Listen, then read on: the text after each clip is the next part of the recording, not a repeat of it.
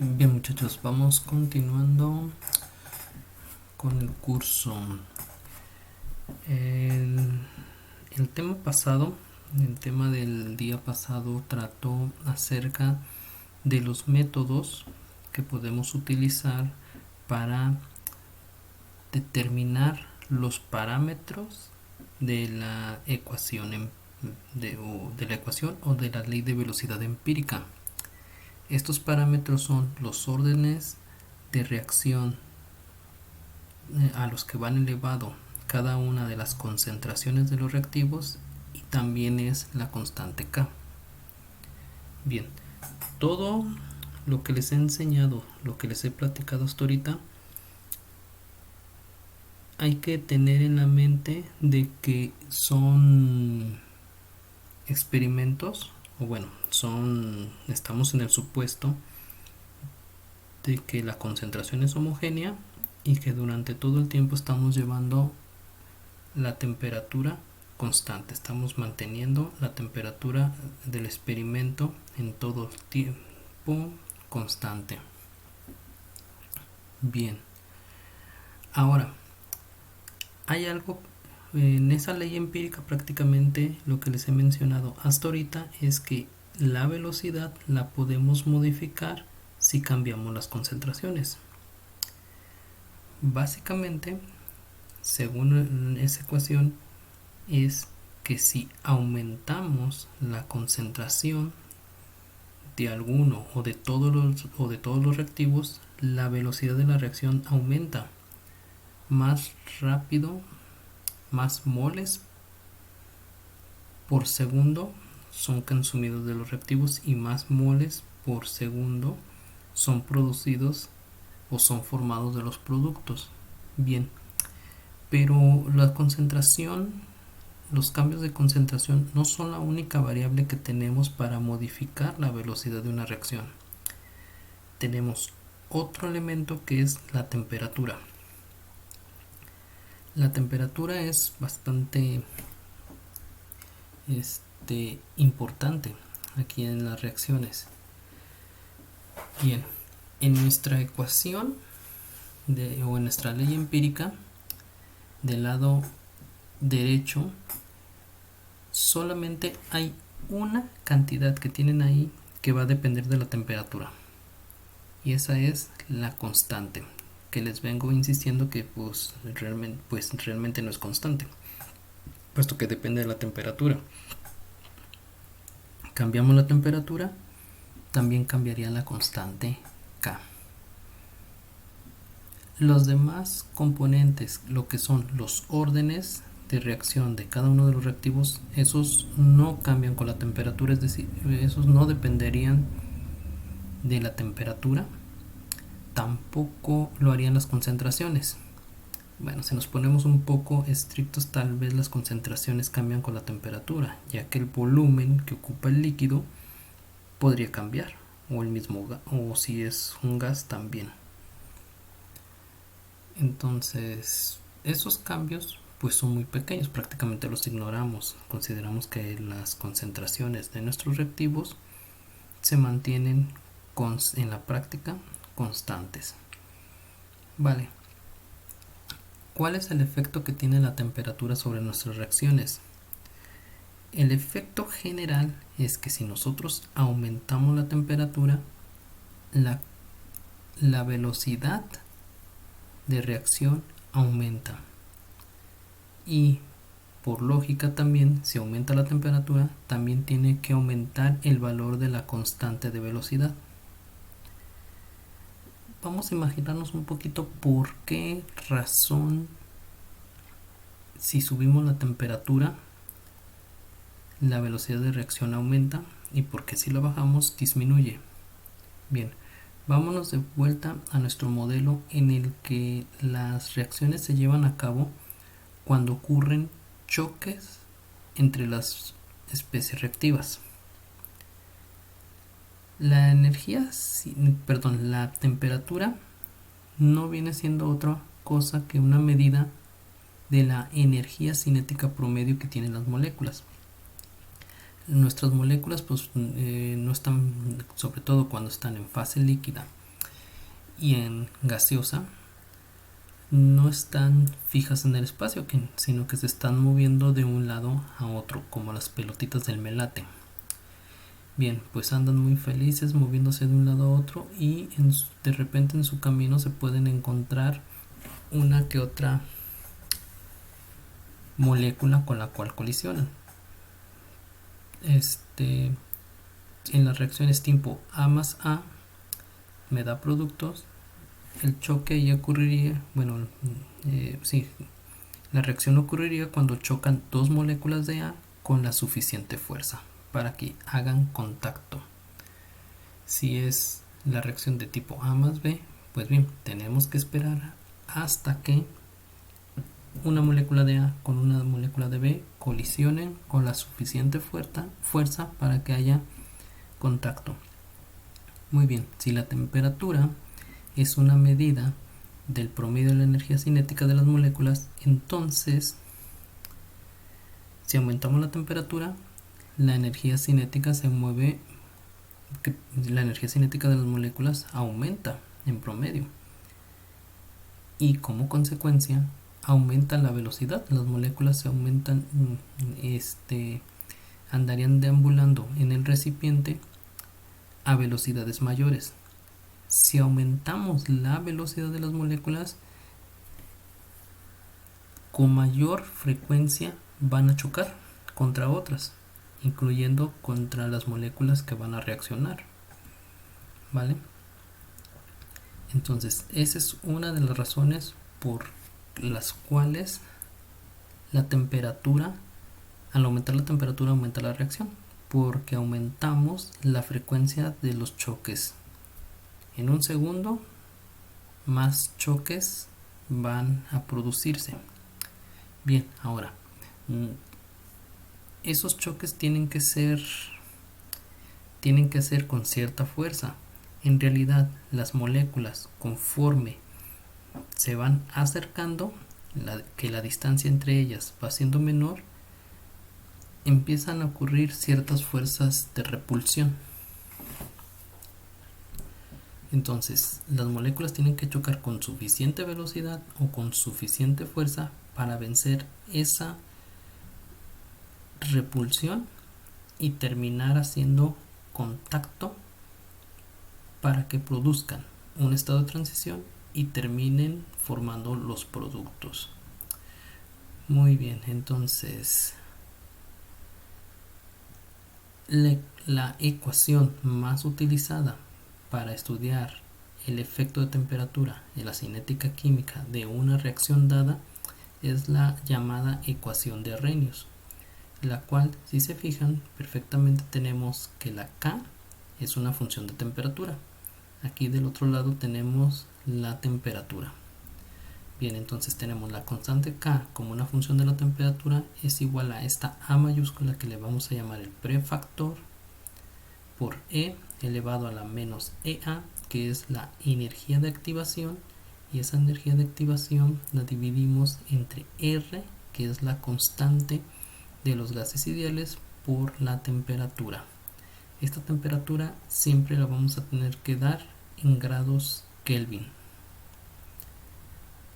Bien, en esta ecuación de Arrhenius, la constante A y la energía de activación se considera que no dependen de la temperatura, es decir, son constantes, y son constantes tal y cual, puesto que no tienen dependencia de ninguna variable de nuestro experimento. Bien, entonces R es la constante de los gases ideales, eso creo que ya ustedes están bastante familiarizados con esta constante. A es el que le vamos a llamar el prefactor.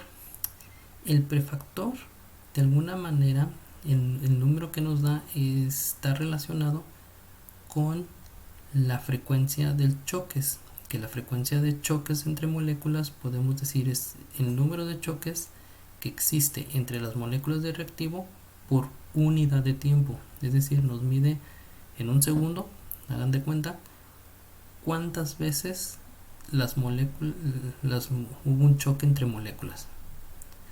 Obviamente que las moléculas, como se mueven a velocidades endemoniadas, a final de cuentas el número de choques es grandísimo y para un segundo. Muy bien, entonces se considera que este prefactor del número de choques es prácticamente constante, que la energía de activación viene siendo la energía o una medida de la energía con la que deben de chocar las moléculas para que puedan producir el estado de transición, es decir, para que haya contacto, yo así lo llamo. Enseguida viene la temperatura, que siempre consideren que es en unidades de Kelvin, y final de cuentas este factor que podemos decir lo que es un factor de Boltzmann. Este factor de Boltzmann de alguna manera es como una fracción donde prácticamente me dice que del total de choques que ocurren por segundo, qué fracción de esos choques sí terminaron en una reacción química. Insisto, no todos los choques entre dos moléculas del reactivo terminan en reacción.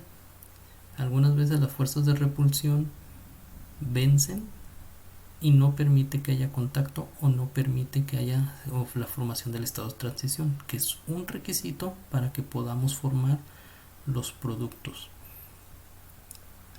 Bien, entonces, número total de choques y este factor de Boltzmann prácticamente lo que me mide es qué fracción de esos choques van a terminar como reacción.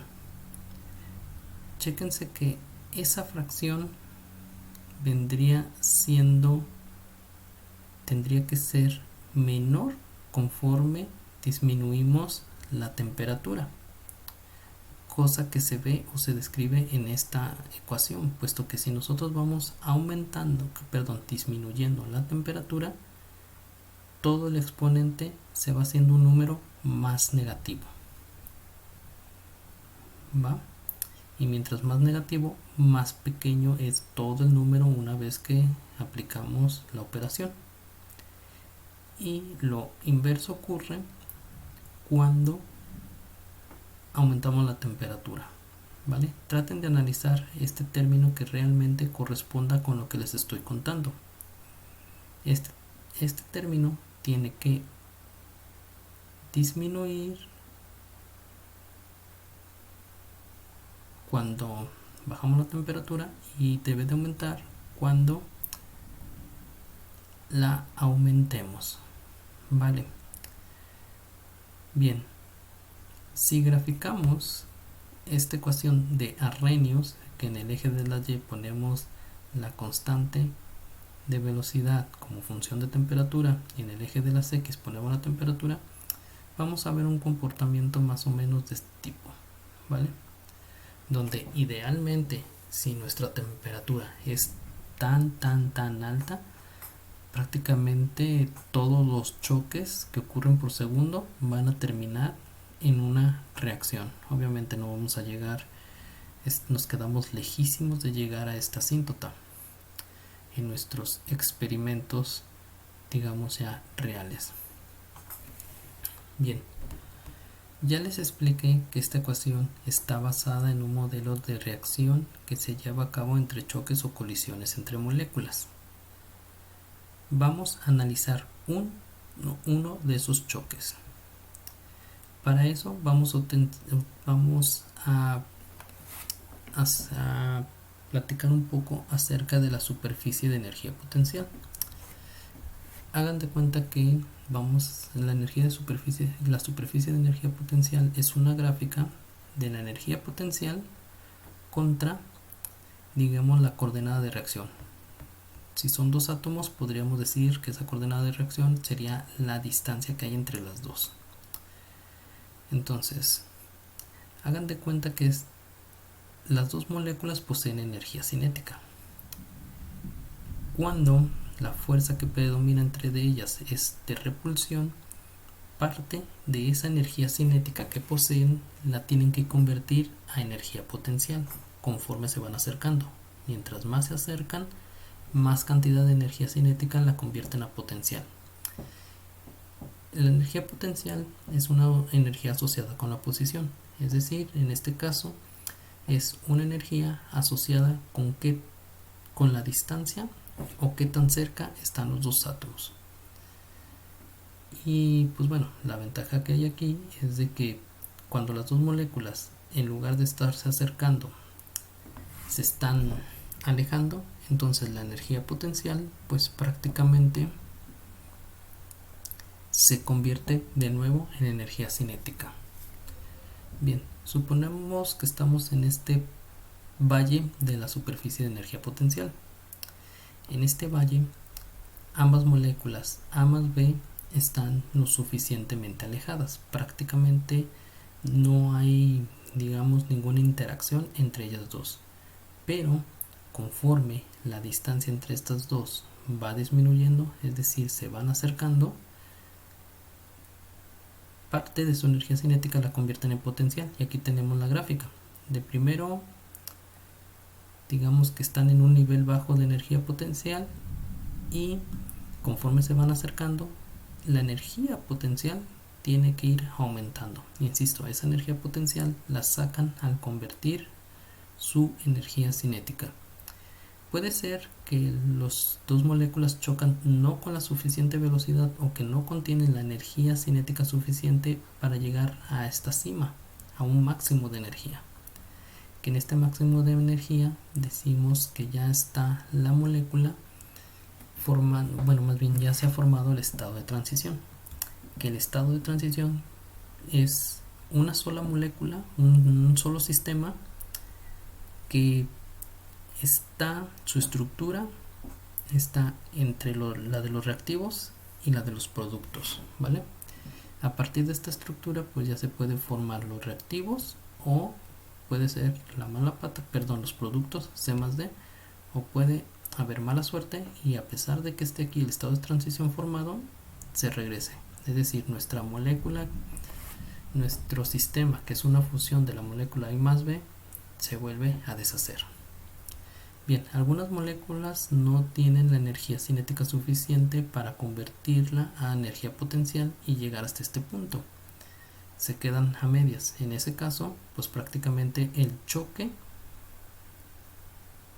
digamos que no produciría nada de reacción química y sería como un rebote. Llegan, se acercan, ya no tienen más energía cinética cual intercambiar para energía potencial y pues ocurre el proceso inverso. En lugar de acercarse, ya comienzan a alejarse, volviendo a recuperar su energía cinética y disminuyendo la energía potencial. Si estas dos moléculas sí tienen la suficiente energía, llegan al estado de transición y se pueden formar. Ok, la energía de activación, la EA, que aparece en la ecuación de Arrhenius, viene a ser la energía de activación, es decir, la energía que necesitan los reactivos para poder formar el estado de transición. Esa energía, en mi gráfica, en mi dibujo prácticamente, esa energía de activación viene siendo la energía que hay del nivel de los reactivos a la del estado de transición. Si se fijan, aquí más o menos dibujé el segmento de línea, donde quiere decir que este segmento de línea es prácticamente su longitud es o nos indica la cantidad de energía que requieren las dos moléculas para llegar al estado de transición. Vale, aquí es donde podemos explicar también las ecuaciones o las reacciones reversibles. Ok, ya reaccionaron moléculas, dos moléculas de A y B reaccionan, me producen C más D y pues las moléculas de los productos ahí siguen en el matraz o donde estemos haciendo nuestra reacción, pues ahí siguen mezcladas con todas las demás moléculas. Entonces, no hay forma de controlar que dos moléculas de C y D lleguen a colisionar, lleguen a chocar, ¿vale? Y pueden llegar a chocar o colisionar con tal fuerza, bueno, o que las dos tienen mucha cantidad de energía cinética, la cual pueden invertir como energía potencial para formar el estado de transición, y en esta ocasión C más D regresan para formar los reactivos iniciales A más B. Aquí tendríamos dos reacciones químicas, digamos la primera, la original, y la reversa, la reversible. Bien, en este caso la energía de activación sería desde el nivel de las moléculas, digamos, que están reaccionando, que es C más D en este caso, hasta la altura de que se forma el estado de transición. Aquí este segmento, o la longitud de este segmento, me indica que cuánta energía se requiere. Bien, si checan o si ven, la energía que se requiere para formar el estado de transición de C más D es bastante mayor, según mi dibujo, a la energía de activación que se requiere para A más B. Mientras más baja sea la energía de activación, más rápido o más choques van a producir la reacción, ¿vale? Entonces, si la energía de activación es bajita, prácticamente las moléculas no necesitan tener mucha energía cinética para reaccionar inmediatamente. Es decir, que una alta fracción de los choques entre A y B van a terminar siendo reacción. Por el otro lado, si la energía de activación es grande, ahí sí, las dos moléculas C más D tienen que chocar con una cantidad y tuvieron que tener previamente una cantidad de energía cinética importante para poderla convertir al estado de transición. Entonces, veamos, bueno, que no lo puse. Si se fijan, de esta puedo formar, de esta que estoy dibujando aquí, puedo formar dos constantes de velocidad. Una constante de velocidad cuando reaccionan A más B y otra constante de velocidad cuando reaccionan C más D. Si sustituimos los valores de esta energía de activación según en el sentido que estén reaccionando, chequen que si la energía de activación es diferente para ambos sentidos, por lo tanto la constante de velocidad también es diferente para cada uno de los sentidos. Cuando he impartido este curso, un error que suelen cometer a veces algunos es de que consideran que la constante de velocidad para la reacción de A más B produciendo C más D es igualita a la reacción reversible de C más D produciendo A más B. Y eso, digamos que prácticamente nunca se cumple. La única forma en que se cumpliría es de que el reactivo A más B me produce el estado de transición y los productos estén al mismo nivel de energía potencial, cosa que es un evento muy raro. Por lo general, las reacciones que nosotros vemos es de que los reactivos iniciales tienen una barrera pequeñita, es decir, la cuesta que tienen que hacer para alcanzar el estado de transición es relativamente pequeña, y la de los productos es relativamente grande, ¿vale? Entonces, mientras más alto la barrera energética, más trabajo costará la reacción. Esto también explica un poco el efecto de la temperatura sobre la velocidad de reacción. Si nuestra velocidad de reacción, si aumentamos la temperatura, prácticamente en promedio todas las moléculas aumentan su energía cinética, y entonces los choques que se producen de C más D, aparte de que va a haber con más frecuencia choques entre estos dos, también va a haber mayor fracción de choques que produzcan una reacción. ¿vale? Lo mismo aplica para A más B. Bien, entonces la reacción de A más B produciendo C más D se lleva a cabo cuando un par de moléculas de A y B colisionan. Insisto, no todas las colisiones de A y B terminan en reacción. Se requiere que las moléculas cedan parte de su energía cinética en energía potencial para que haya contacto fuerte. Este contacto fuerte me estoy refiriendo a que se pueda formar el estado de transición, que como dije requiere que las dos moléculas estén muy juntas a una distancia muy pequeña. Bueno, tan pequeña que prácticamente digamos que se forma una nueva molécula muy inestable y ya no tenemos más el reactivo, sino que tenemos una nueva especie. Bien, si las moléculas no tienen suficiente energía, entonces no ocurre la reacción, simplemente decimos que pues rebotaron. Muy bien, entonces aquí en estos puntos pues prácticamente es lo que ya les había explicado. Cuando la energía de activación es grande, muy pocas colisiones producirán reacción.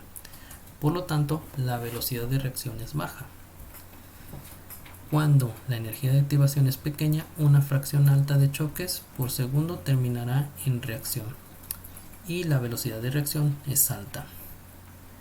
Aquí también ya les estoy platicando acerca de la reacción reversible o la reacción inversa, perdón, donde inicialmente tenemos la reacción de que A más B me produce C más D, pero esto cambia a que C más D, o más bien también es posible de que C más D me produzcan A más B. La energía de activación para esta reacción inversa usualmente es distinta a la de la energía de la activación de la reacción original, ¿vale? Justo lo que les platicaba. Y otra cosa es que la constante K de la reacción original es distinta a la reacción inversa. Usualmente voy a escribir, por ejemplo, K sub 1 se refiere a la reacción, o K sub algún número se refiere a la reacción original, y K sub menos 1 o menos algún número se refiere a la reacción inversa. Y pues demos por sentado prácticamente siempre que K1 es distinta a K-1. Bien, la ecuación de Arrhenius, por lo que sé, fue derivada prácticamente. No es tanto hecha a base de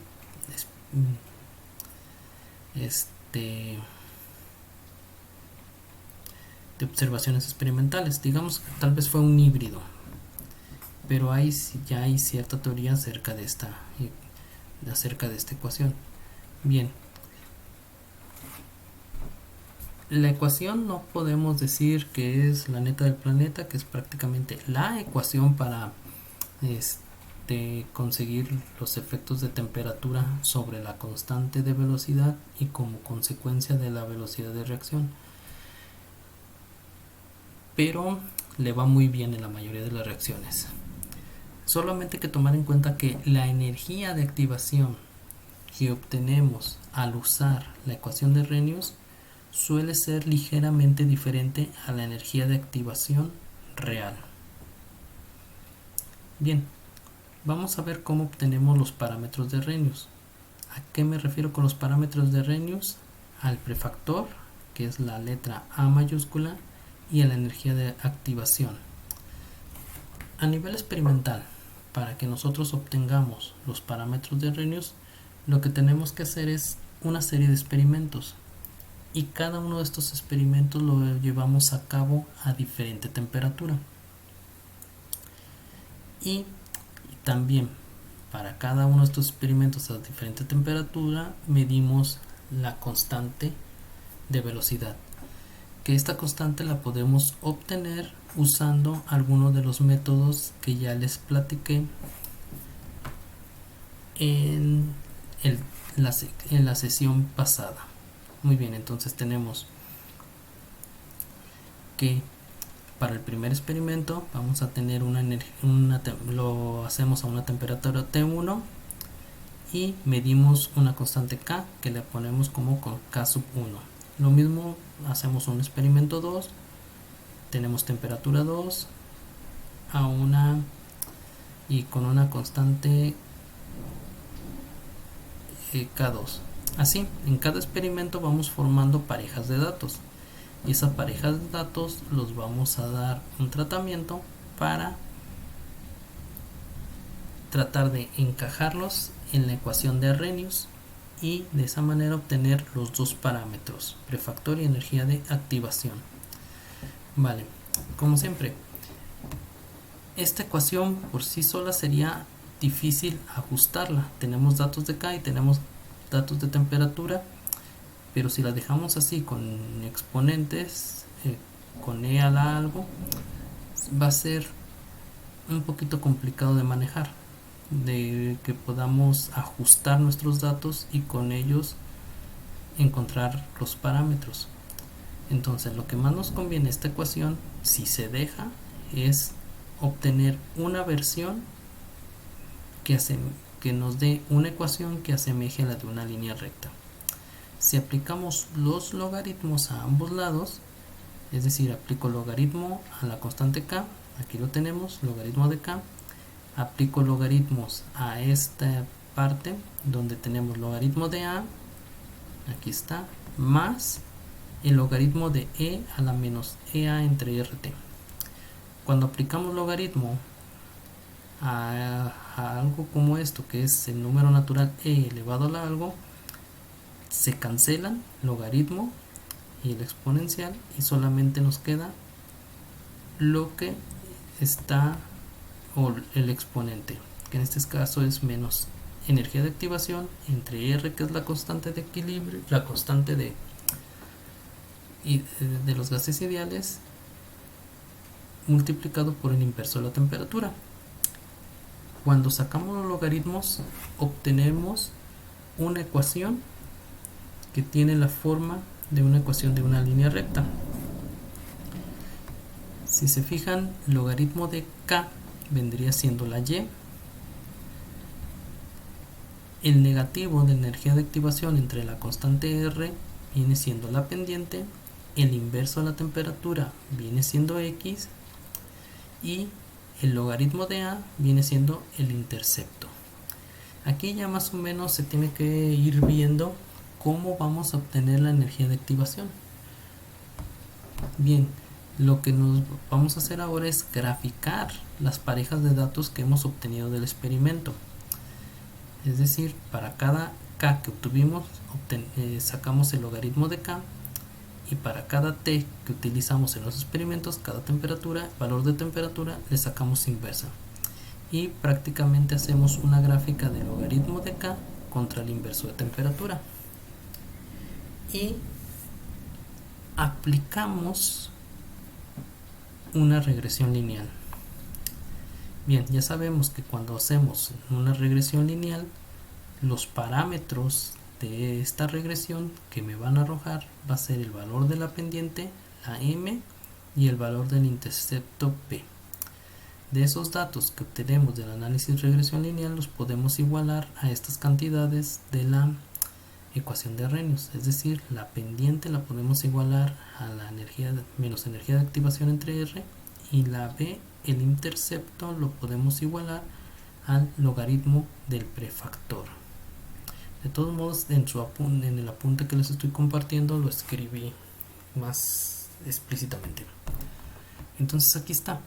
Normalmente en nuestras reacciones que estudiamos en el laboratorio, si graficamos el logaritmo de K contra T a la menos un medio, los puntos van a tender a seguir una línea recta. Insisto, no siempre va a ser, los puntos van a unir una línea, van a ajustarse perfectamente a una línea. Va a haber algunos que se salgan de la tendencia, pero eso puede ser por errores o incertidumbres que ocurren cuando hacemos la medición. Bien, normalmente ocurre esto. Del análisis, bueno, y cuando hacemos el análisis de regresión lineal de estos puntos, usualmente la R cuadrada, que es el coeficiente de correlación, se parece muchísimo a 1. Bien, ya hicimos nuestro análisis de regresión lineal, ya obtuvimos la pendiente o el parámetro M, ya obtuvimos el intercepto o parámetro B, los igualamos tal y cuando hacemos la comparación en nuestra ecuación y tenemos que la pendiente es igual al negativo de la energía de la activación entre R y la B es igual al logaritmo de A. Lo único que hacemos es hacer simples despejes. La energía de activación es igual a menos R por M. La energía de activación siempre tiene que ser positiva. La constante de los gases ideales es positiva y por lo tanto, para cancelar este negativo, su pendiente M, el parámetro M que arroje su análisis de regresión lineal, tiene que ser negativo. Si le sale positivo la pendiente, seguramente ya hicieron algo mal. Bien, mientras que en el intercepto lo que vamos a hacer es a despejar A. Prácticamente podemos decir así un poco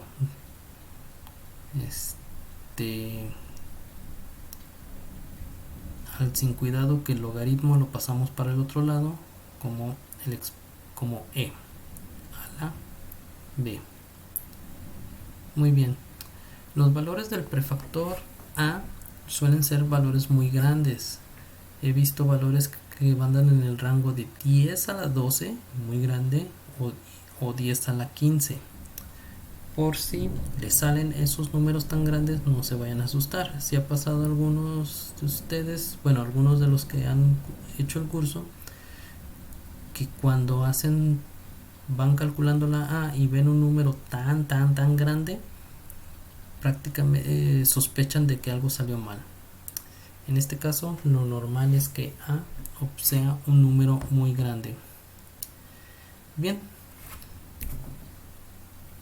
ya les había comentado que los parámetros de Arrhenius, tanto la A como la energía de activación, son consideradas constantes y no dependen de la temperatura. Si nosotros cambiamos la temperatura, el valor de A sigue siendo o seguiría siendo el mismo.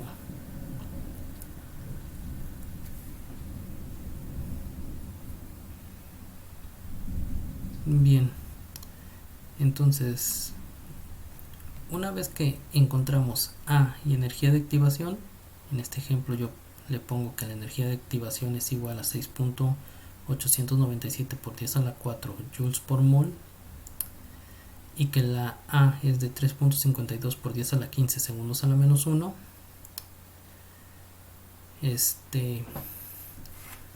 Una vez que encontramos esos dos parámetros, prácticamente nosotros podemos deducir cuál es el valor de la constante de velocidad a cualquier temperatura.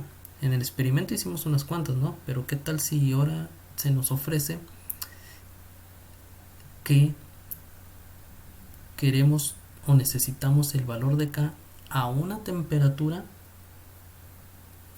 a la que no consideramos en nuestro experimento? Entonces,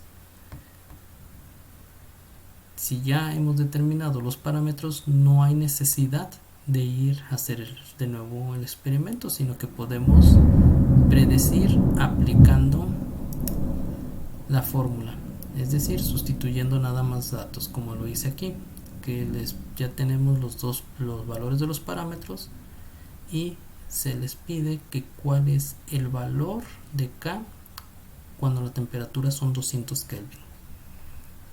Insisto, solamente sustituimos datos, corroboren ustedes que esté correcto todo.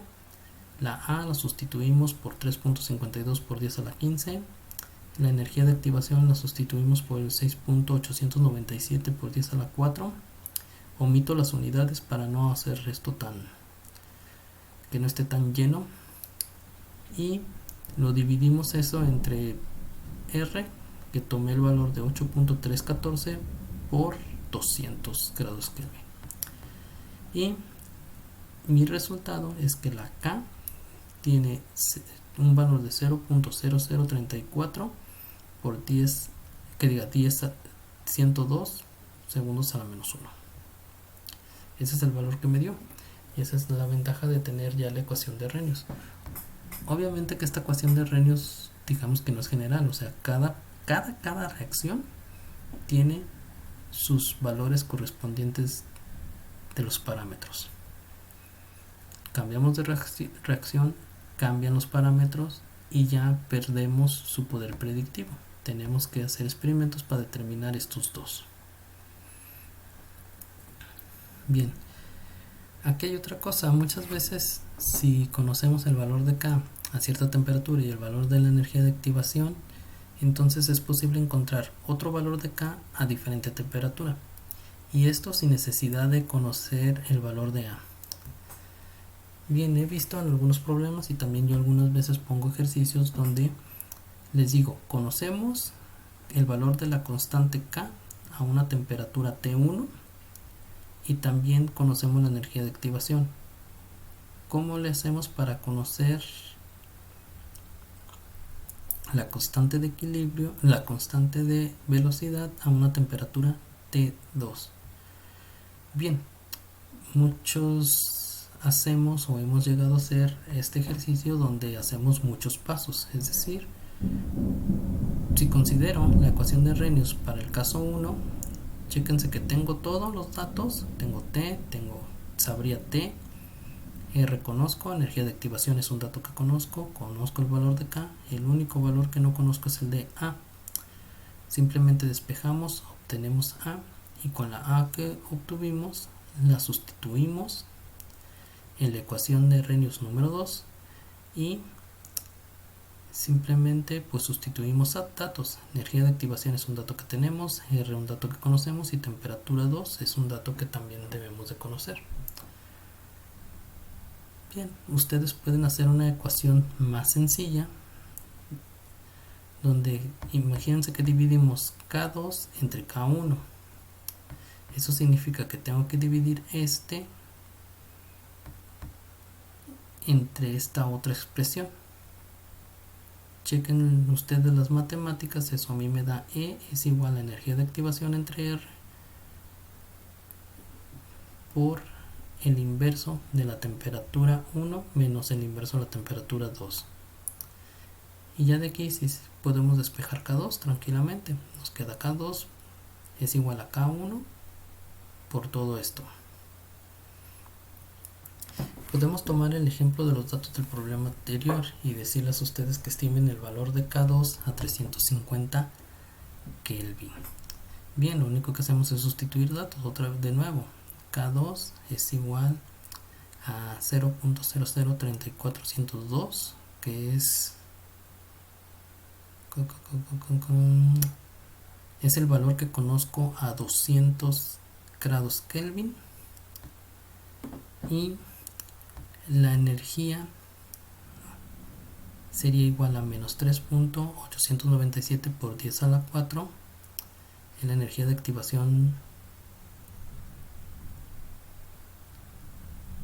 Bueno, es otra energía de activación, y 8.314. Temperatura de 350, sustituimos y este sería el valor que nos dio. La K2 sería altísima, ¿vale? Chequen ustedes a ver si es cierto que está todo bien de los números, ¿vale? Otro ejemplo es determinar los parámetros de Arrhenius cuando se han medido las siguientes parejas de datos de K y T. Bueno, que tenemos hicimos 4 experimentos a diferentes temperaturas. Para cada experimento obtuvimos la K, que son K valores muy pequeños. Sacamos los datos del logaritmo de K y del inverso de la temperatura. Esta primera línea se supone que son los inversos de estas temperaturas y este sería el logaritmo de K, ¿vale? Entonces hacemos el análisis de correlación lineal. En mi caso yo lo hice en una hoja de Excel. Me salen estos parámetros y simplemente sustituimos que la energía de activación es igual a menos R por M. Ya R tiene valor de 8.314. M de mi análisis de regresión lineal resultó menos 15.713. Afortunadamente me salió con negativo. Esas son muy buenas noticias. Bueno, aquí esto debe ser positivo, ¿vale? La multiplicación de 8.314 por menos 15.713 me dan 130.638 kilojoules sobre mol. Y aquí no debe ser negativo, sino que debe ser positivo. ¿Por qué? Porque este negativo por este negativo me da positivo. Zafando este error que escribí, todo concuerda. La energía de activación es positiva. Por último, la A la podemos despejar. Sería E elevado al valor del intercepto que obtuvimos del análisis de regresión lineal, que es 34.689, y esto me da igual a 1.1624 por 10 a la 15. ¿Va? Muy bien. Estos serían los datos típicos del problema para aplicar formulazo, ¿vale? Pero vamos a enfocarnos un poquito más a la teoría o a problemas que tienen que ver con teoría que al formulazo. Bien, solamente ya para finalizar aquí tengo un comentario.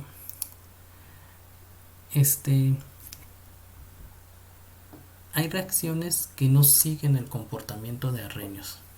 ¿A qué me refiero que no siguen el comportamiento de Arrhenius? Que si ustedes grafican datos del logaritmo de K contra el inverso de la temperatura, esos datos no se ajustan satisfactoriamente a una línea recta. Esos casos vamos a decir que son o que se desvían del comportamiento de Arrhenius. ¿Por qué ocurre esto? Es decir, hace ratito les decía que Arrhenius no es la neta del planeta, sino que tiene sus fallas a veces. Y esas fallas es porque a la hora que lo derivaron hicieron ciertas simplificaciones que la gran mayoría de las veces no afectan en nada o afectan entre poco y nada, pero va a haber uno que otro caso donde esas simplificaciones sí son de consideración o sí producen un error considerable. Esencialmente esto se debe a que la ecuación de Arrhenius considera que la A o el prefactor es una constante que tiene el mismo valor independientemente de qué temperatura estemos considerando. Algo más preciso sería que la A o el prefactor sí depende de la temperatura. ¿Vale? Entonces, en los ejercicios que les voy a poner, vamos a considerar que vamos a considerar la ecuación de Arrhenius tal y cual, y vamos a considerar que la A es constante.